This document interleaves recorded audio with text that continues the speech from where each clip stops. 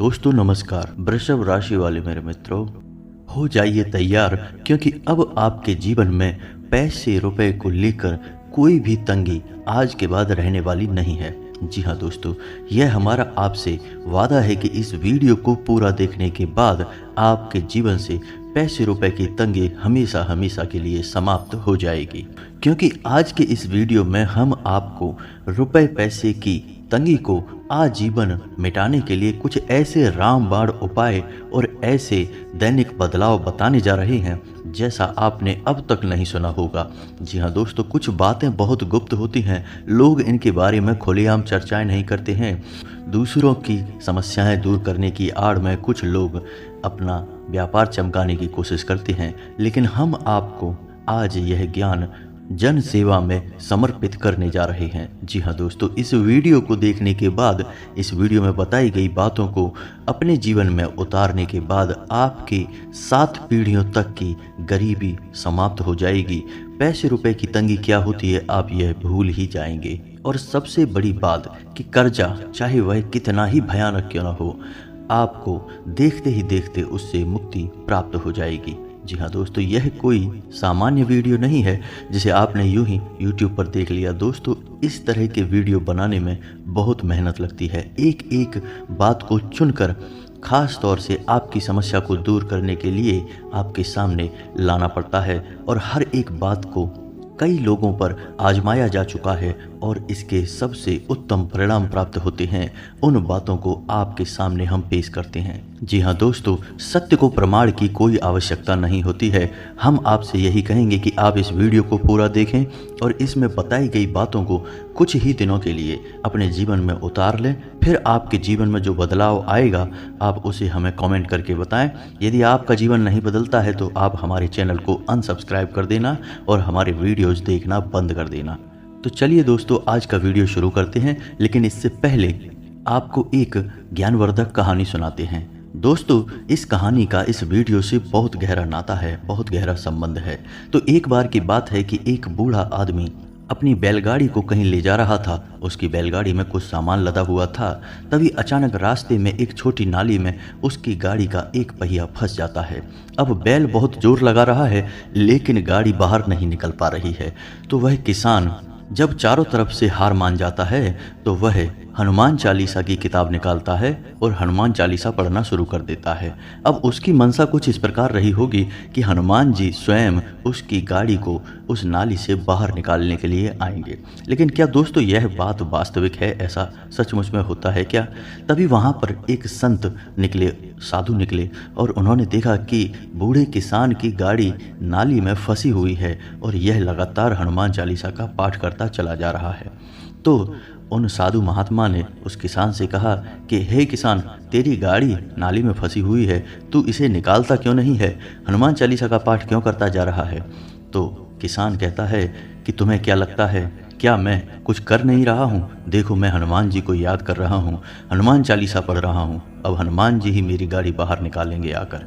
लेकिन क्या दोस्तों यह वास्तविकता है? नहीं, ऐसा कभी नहीं होता है। ईश्वर ने हमें बुद्धि, बल, शरीर सब कुछ देकर इस संसार में छोड़ दिया है।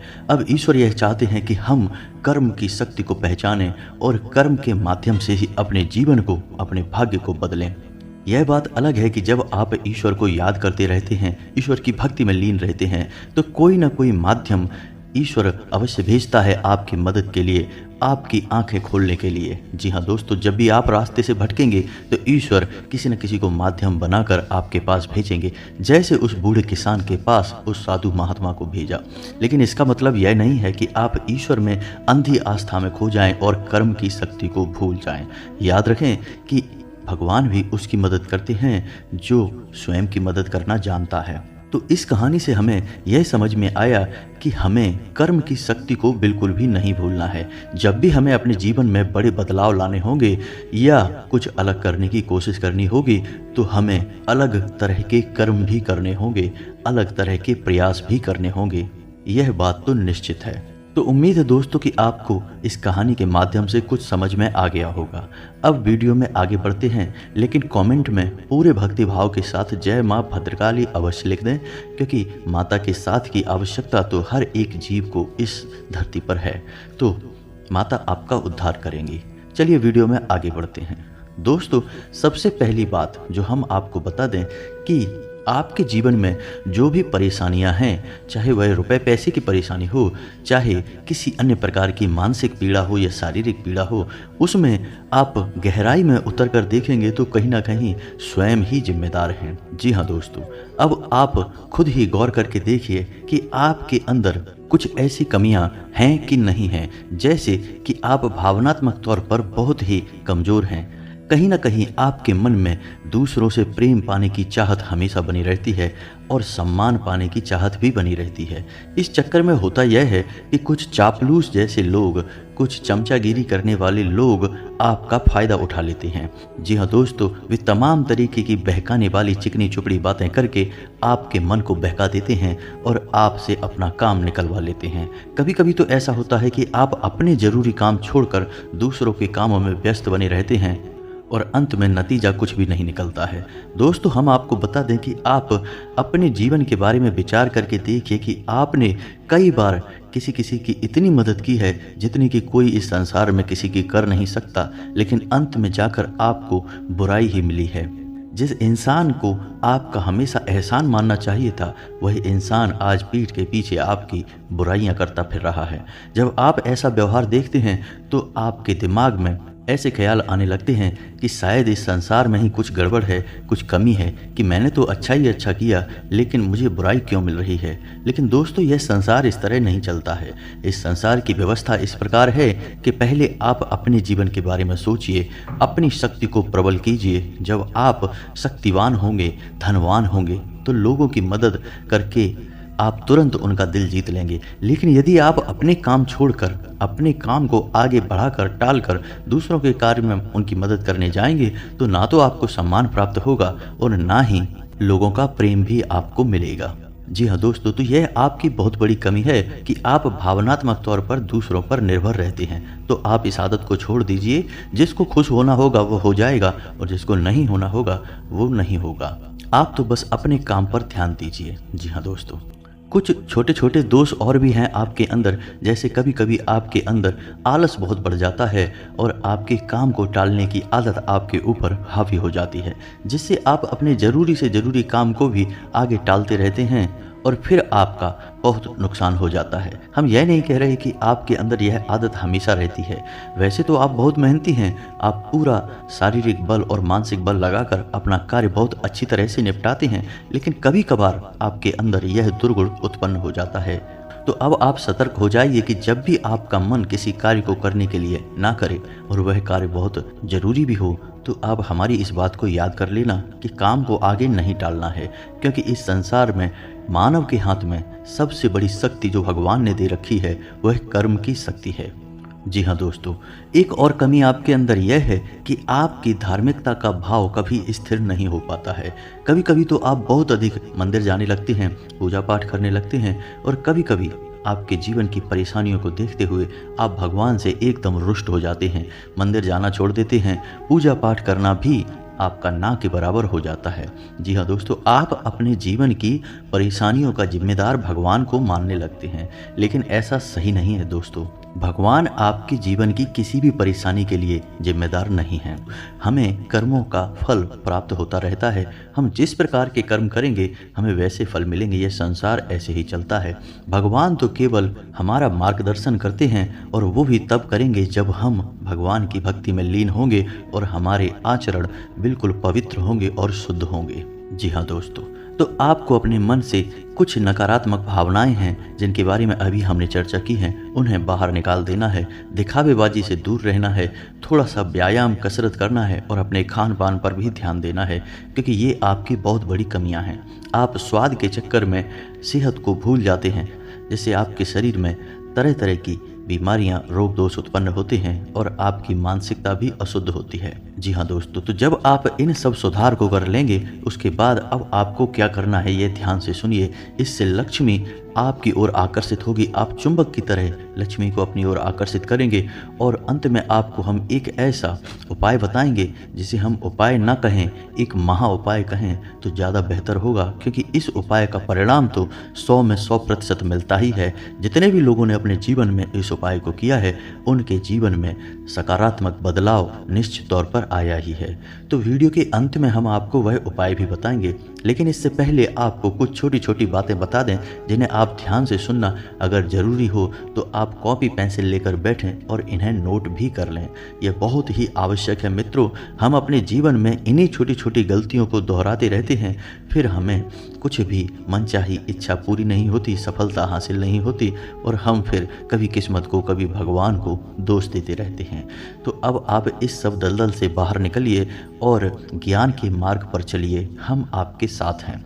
तो चलिए दोस्तों, आपको बताते हैं एक एक करके आपको अपने जीवन में क्या बदलाव करने हैं। तो सबसे पहला बदलाव आपको यह करना है कि जब भी आप रुपया किसी को भी दें, चाहे वह रकम छोटी हो चाहे वह बड़ी हो, यदि आप कैश दे रहे हैं तो आप जो नोट होते हैं उनका जो फोल्ड होता है यानी मुड़ा हुआ हिस्सा होता है उसे आप देने वाले की ओर रखें और जो खुले हुए छोर होते हैं उन्हें अपनी ओर रखें और मन में यह बोलें 708 यानी 708 मन में बोलना है आपको और मन में बोलें 708 अनंत होकर वापस आना, 708 अनंत होकर वापस आना। आपको यह मन ही मन 2-4 बार या एक आध बार जितनी बार भी बोल सकते हैं आप बस बोलें।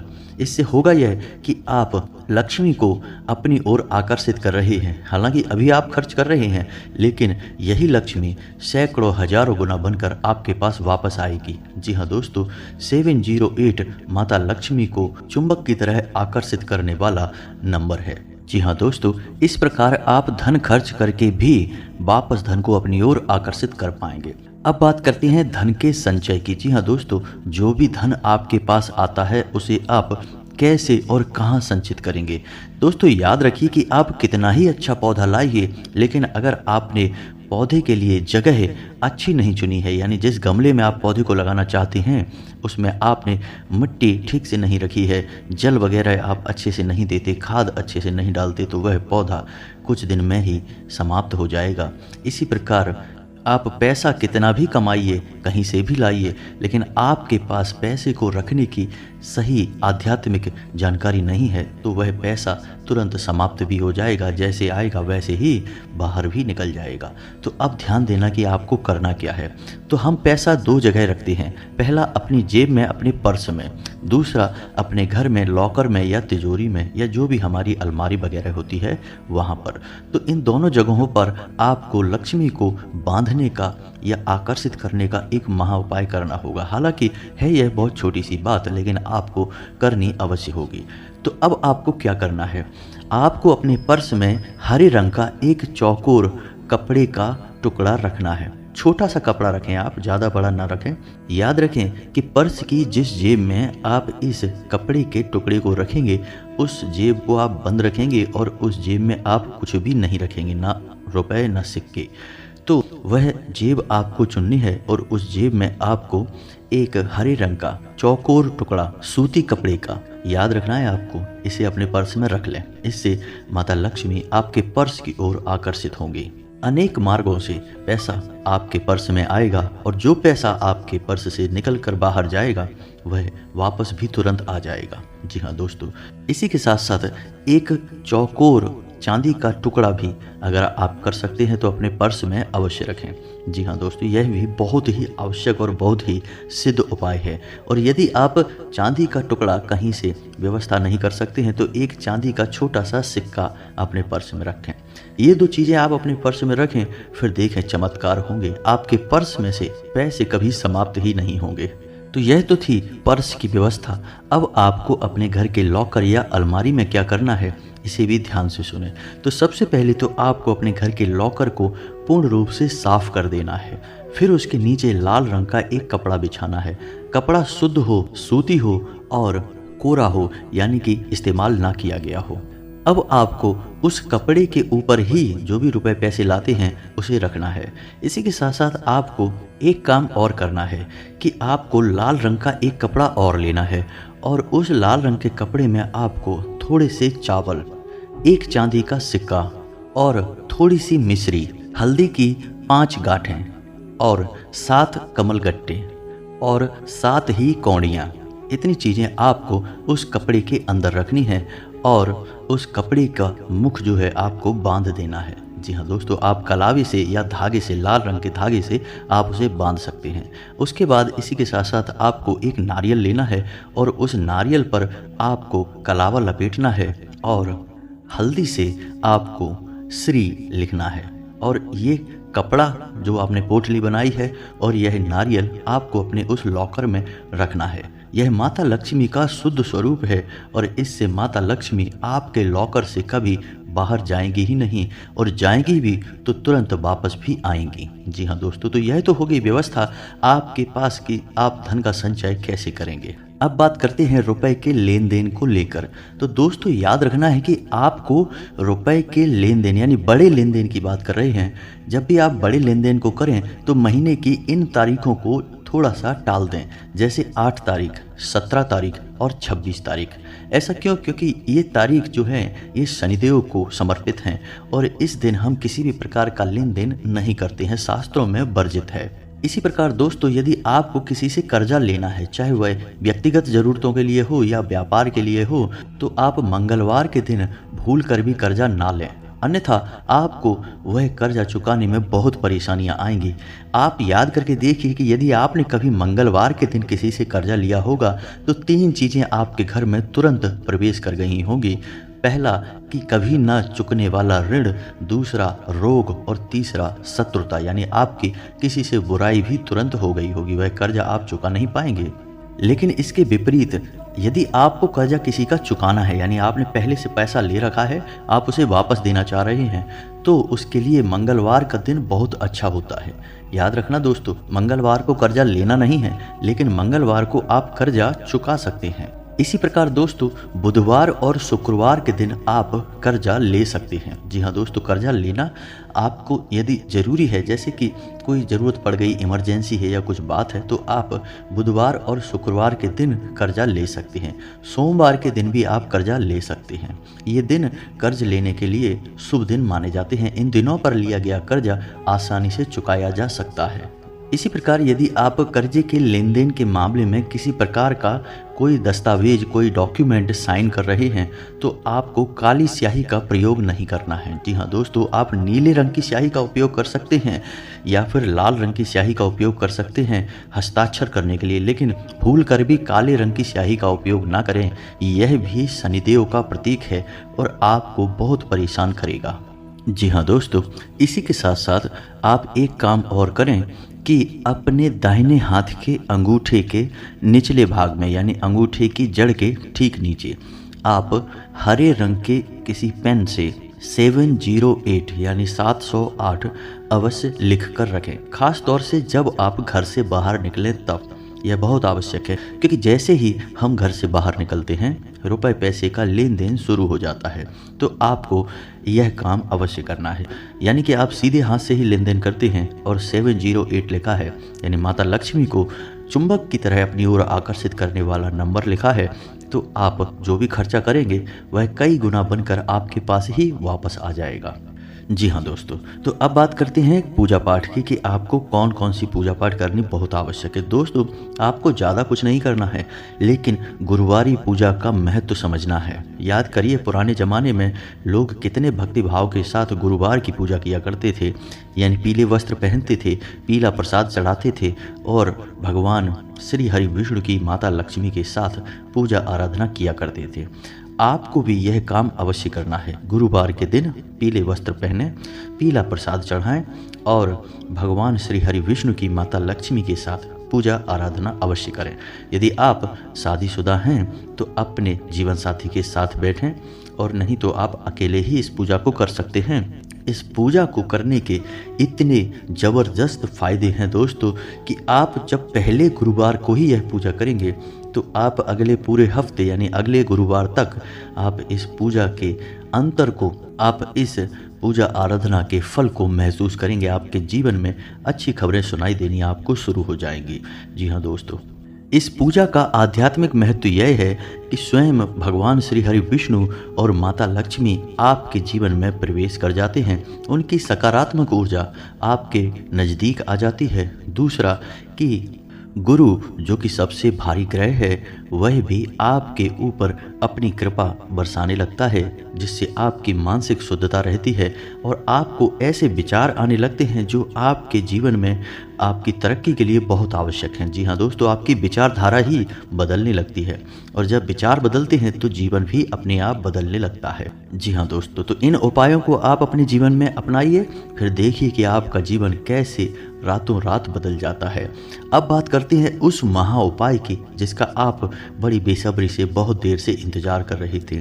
तो इस उपाय को आपको एक बार अपने जीवन में करना अवश्य है और आप देखेंगे कि कुछ ही महीनों में, जी हाँ दोस्तों, रातों रात चमत्कार नहीं होते हैं, समय थोड़ा तो लगता ही है।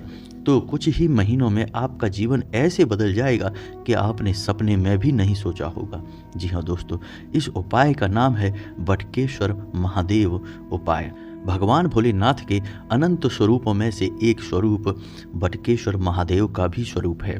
तो आपको बटकेश्वर महादेव के स्वरूप का ही उपाय करना है। और बटकेश्वर महादेव तो जाने ही इसलिए जाते हैं कि वे लोगों को कर्ज से मुक्ति और माता लक्ष्मी की विशेष कृपा दिलवाते हैं। जी हाँ दोस्तों, तो अब ध्यान से सुनिए कि उपाय क्या है और कैसे करना है। इस उपाय को आप किसी भी सोमवार से शुरू कर सकते हैं, लेकिन एक बार शुरू होने के बाद यह उपाय आपको 5 सोमवार तक लगातार करना है। बीच में किसी भी प्रकार का कोई व्यवधान नहीं होना चाहिए। तो अब ध्यान से सुनिए कि यह उपाय आपको कैसे करना है। तो आपको किसी ऐसे मंदिर में जाना है जहां बरगद का कोई पेड़ हो। जी हाँ दोस्तों, बरगद का वह पेड़ भगवान भोलेनाथ का स्वरूप माना जाता है और बटकेश्वर महादेव का स्वरूप माना जाता है। यदि उस बरगद के पेड़ के नीचे भगवान भोलेनाथ का शिवलिंग विराजमान है, तभी आपको उस पेड़ के पास जाना है। अब आपको करना यह है कि सोमवार के दिन सुबह सुबह आपको मंदिर जाना है और बरगद के उस पेड़ के पास जाकर आपको 1 लोटा जल लेकर जाना है और उस जल में आपको पिसी हुई हल्दी और पिसे हुए चावल भी मिला लेने हैं। अब आपको उस बरगद के पेड़ की जड़ का पूजन करना है।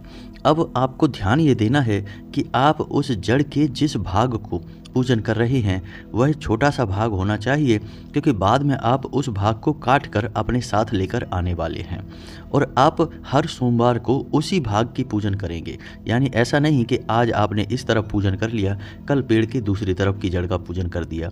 ऐसा नहीं करना है। आपको पेड़ की जड़ के उसी भाग की हर सोमवार को पूजा करनी है।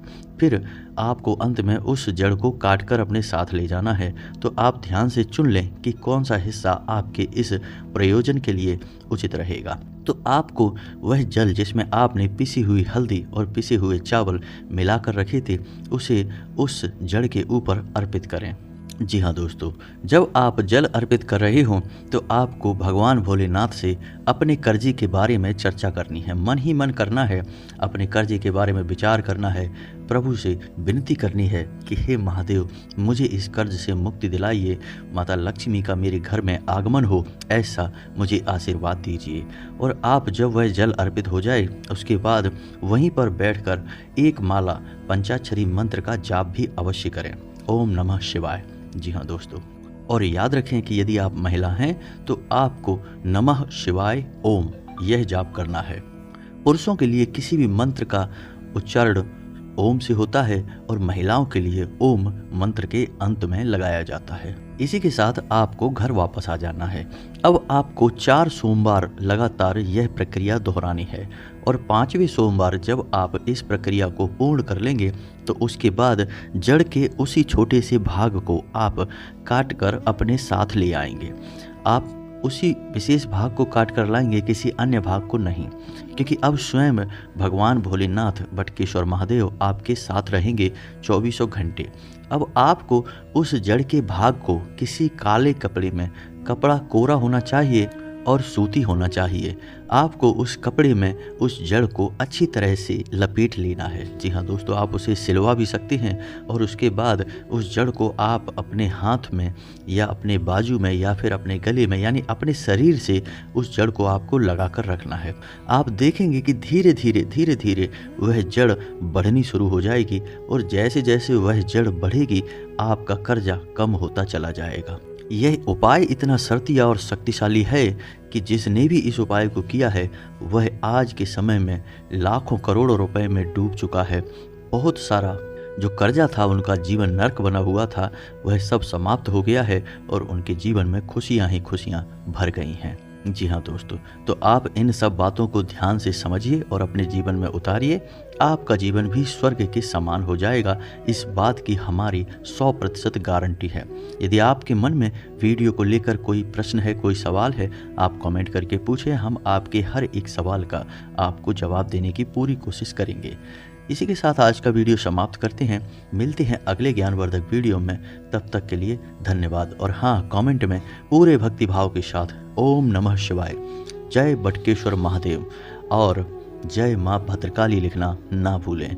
भगवान भोलेनाथ और माता काली की आपके ऊपर हमेशा कृपा बनी रहेगी।